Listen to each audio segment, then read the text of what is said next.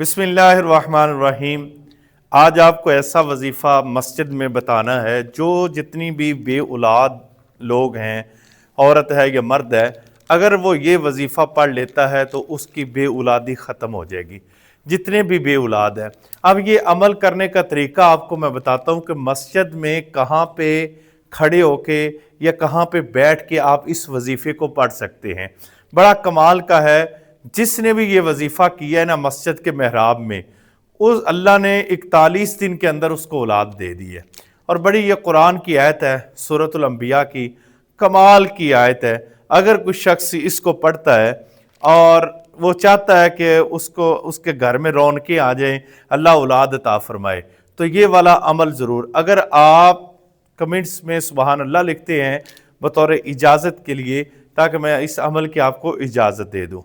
और कहाँ पे बैठ के, किस जगह पे बैठ के आपने ये पढ़ना है, आइए मैं आपको बताता हूँ।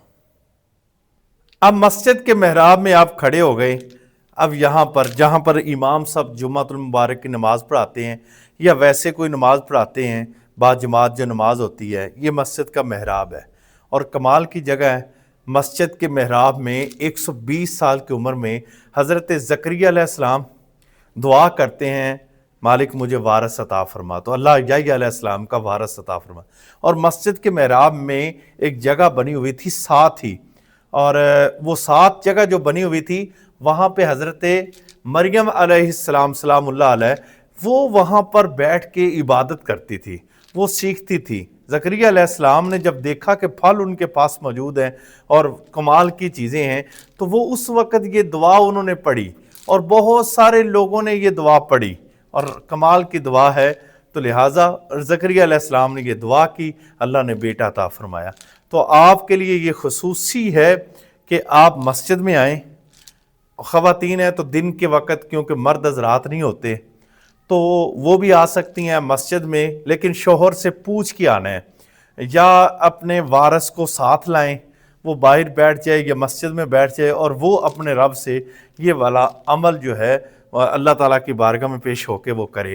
तो मैंने ये जिसको भी बताया, वो ख़वातीन हैं या जो भी हैं, उन्होंने ये दुआ पढ़ी, अल्लाह ताला ने उनको औलाद अता फरमाया। अब मस्जिद में आ जाना है और मस्जिद के महराब में 2 नफल नमाज पढ़नी है। ये पहला अमल है।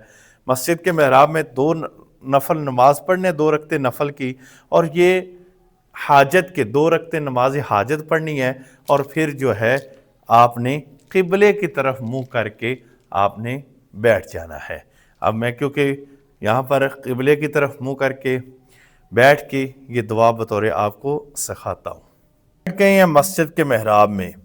मस्जिद के महराब में एक तस्बीह आपके पास ज़रूर होनी चाहिए। सबसे पहले तो 11 मरतबा आपने दुरूद पाक पढ़ना है, दुरूद इब्राहिमी 11 मरतबा पढ़ने के बाद फिर आपने एक तस्बीह, ये आयत आप इसको याद कर लें, इसको आपने जिसको आपने पढ़ना है, रब्बी ला तज़रनी फ़र्दम व अंत खैरुल वारिसीन, रब्बी ला तज़रनी फ़र्दम व अंत खैरुल वारिसीन। इसको आपने ऐसे पढ़ते रहना। एक तस्बीह पढ़ने के बाद फिर आपने दुआ करनी है। दुआ में हज़रत ज़करिया अलैहिस्सलाम, हज़रत मरियम अलैहिस्सलाम और नबी करीम सल्लल्लाहु अलैहि वसल्लम का वसीला पेश करना है।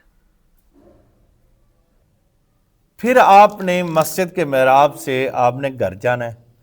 घर में जाके आपने वहाँ पे चलते फिरते घर के अंदर ही या वहाबो, या वहाबो, इसको आपने 1000 मरतबा पढ़ना है।